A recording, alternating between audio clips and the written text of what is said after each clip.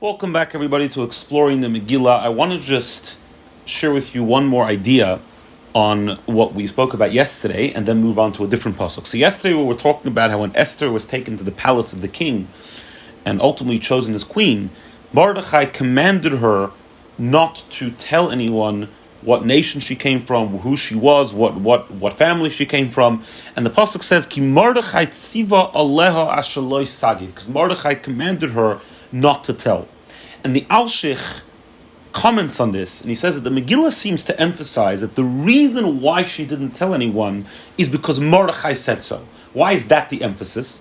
Because you might think that the reason why Esther didn't tell anyone where she came from is because, as the Megillah describes, when Esther was taken to the palace, she was treated extremely well. She found favor in everyone's eyes. Haggai, the one who was in charge of all the women, treated her very, very nicely. And you might have thought that perhaps she thought to herself, the reason why I'm treated so well is because no one knows that I'm a Jew.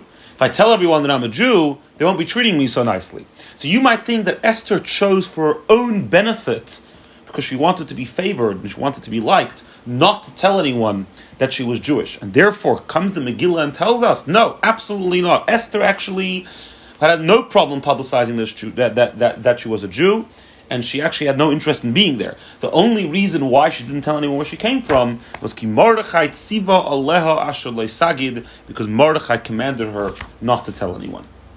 We now move on to a different pasuk, also in chapter 2, but skipping ahead to pasuk Chav Beis, verse 22. And this is talking about the episode of Bigsan and Seresh, two servants of the king that were plotting to assassinate the king. And it says, Vayivoda hadover leMordechai. Mordechai found out about this. Vayagid leEsther hamalka, and he told it to Queen Esther. And then Esther went and told the king, Vatoimer Esther lamelech b'shei Mordechai. And Esther told the king in the name of Mordechai that these two servants were plotting to kill him. And the end of the story was that Achashverosh put them to death and wrote down in his royal chronicles that Mordechai had saved his life. So the question some of the Mefarshim ask is, why did Mordechai actually save Achashverosh? Why didn't he let him die? Achashverosh was a wicked king. Even though this was before the decree on the Jewish people, but Achashverosh was not nice to the Jewish people. He had done many terrible things. He wasn't known as a good person. So let him be assassinated. Why is it the end of the world? And in fact, seemingly, Mordechai had an obligation to do that. Like we discussed yesterday, Esther being taken to the king was a terrible thing. A Jewish woman being abducted by a non-Jewish king, by a wicked king, is a terrible occurrence, and he's obligated to save her. So let Achashverosh die, and then Esther will be freed.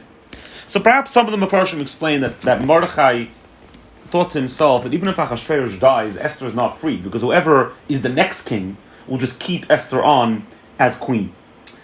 Rabbi Yehuda in the Medrash tells us that Mordechai learned this idea of saving the king from Yaakov Avinu, from Yosef HaTzadik, and from Daniel. Because we learn from Yaakov Avinu blessed Paroi, Yosef HaTzadik helped Paroi with his dream, Daniel helped Nebuchadnezzar out with his dream. So we have this precedent of tzaddikim, of holy Jewish people helping out the non-Jewish king, even though those kings persecuted the Jewish people. Rabbi Nehemiah says, and this is part of the blessing to Avram Avinu, that it says, "V'nivruchu b'cha kol mishpachos ha'adama," that all the families on earth will be blessed through you. And the Jewish people are tasked with being a blessing to all the other people around them, and therefore Mordechai saved the life of the king. Mordechai also, an alternative explanation, is he thought what actually happened. He thought it's better that the king should be saved and that he should owe me one, and if I ever need it, I'll use it to save the Jewish people. Another reason why he saved Achashverosh is because he didn't want all the nations of the world to say, well, up until now he was married to a non-Jewish woman and he was fine. Now that he married a Jewish woman, suddenly he drops dead. That wouldn't look good for the Jewish people. Also, it wouldn't look good for Mordechai, because Mordechai had just become the guard at the king's gates. So everyone shouldn't say, well, when non-Jews were guarding the palace, the king was safe. And now that Mordechai is guarding the palace, now the king dies. So it wouldn't look good, again, for the Jewish people, and therefore Mordechai was, so to speak, forced to save the Jewish people's life. Another interesting thing we learn from this pasuk, it says, Vatoimer Esther lamelech b'shei Mordechai. Esther told to the king in the name of Mordechai. And it emphasizes that she said it in the name of Mordechai, And the Gemara in Masechtas Megillah Daf Tezvav tells us, Omer Rabbi Lezer, Omer Rabbi Chanina, that Rabbi Lezer says in the name of Rabbi Chanina, Kol ha'omer davar b'shem oimroi, whoever says something in the name of someone else, maybe Geula La'olam brings redemption to the world, as we see that Esther didn't just go to the king and say, someone's plotting to kill you, she said it in the name of Mordechai, and in that merit, she was able to bring Geula, she was able to bring redemption to the world, which teaches us a lesson of humility, actually.